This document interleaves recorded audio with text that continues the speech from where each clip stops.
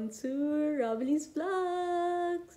So, bago po magsisimula ang video ito, magpapakilala muna po ako. Ako po pala si Romlyn Xiao, taga Bacolod, kag isaman ka Ilongga, and returning OFW. Sa mga OFW dyan, LSI, para sa inyo ang video ito. So, sa mga bago po dito, welcome! Please subscribe and hit the notification bell para updated ka sa mga videos ko.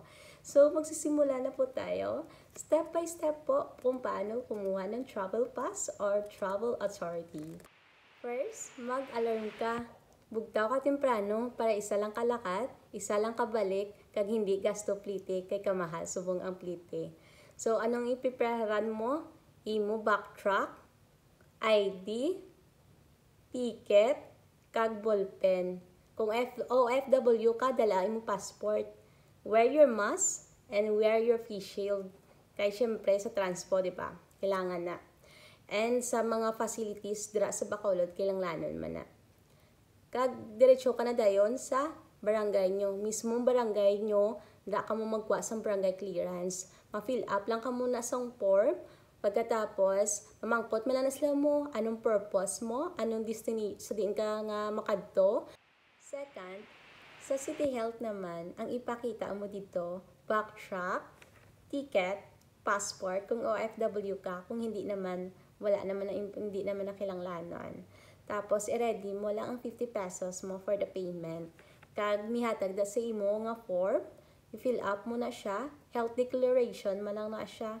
Pagkatapos na, proceed ka na dayon sa cashier, payag ka to 50 pesos. Mas nami nga i-ready mo na lang para ang wala ka na bala, wala na sila mangita sa sisilyo or whatsoever, ready ka na lang, hatag ka na lang, lakat ka na, di ba? Tapos ka na gani sa payment, diretso ka na dayon, holton mo na siya ang imo number nga lawagon.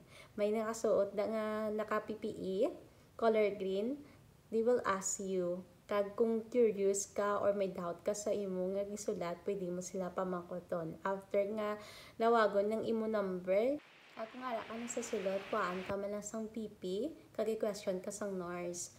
Kung nga, makato ka dito, anong purpose mo, kag mga health declaration man lang kung may napatsyagan ka nga symptoms ng COVID. After that, dasig man lang, masagwa ka na dayon, hulton mo dito imo pangalan. Kag kung matawag na ganyan imo pangalan, please, i-double check nyo gid inyo name. May mga patient na dito na parehas man nga nagawat sang medical certificate nga parehas ka mo pangalan, tapos lain gali ang imo apelyido. So i-double check nyo gid please.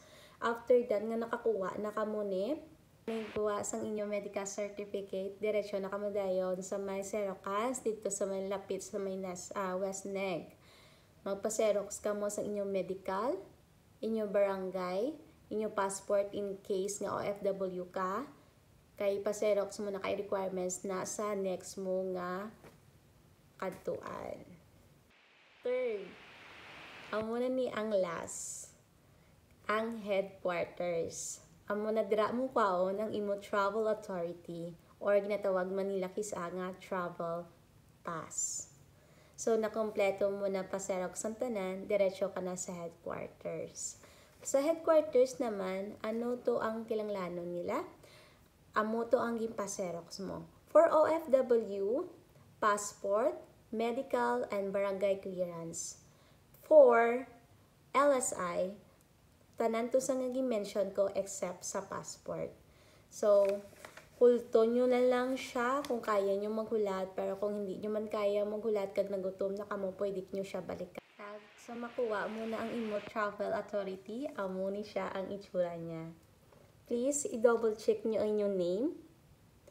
Wala nila lagi nabutang ang date of travel, kay may mga times nga cancel ang inyo flight, or may mga something's happen na hindi nyo control. Take note guys, ang imo travel authority or travel pass, barangay clearance, wala siya expiration date. Except sa imong medical. Kay 14 days lang gid siya.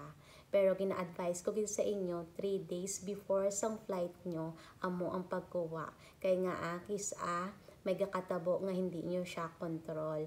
Like pareha sa akon, ang akong flight nag-move. So nagulat ko kag na-cancel. Na-expire lang akong medical, nagkuha ko liwat. So kanugod lang. Please continue to watch the video. Kay makita nyo ang halin sa Silay Airport pakato sa Manila.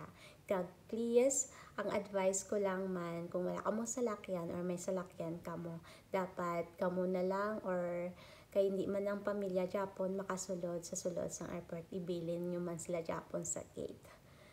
Thank you!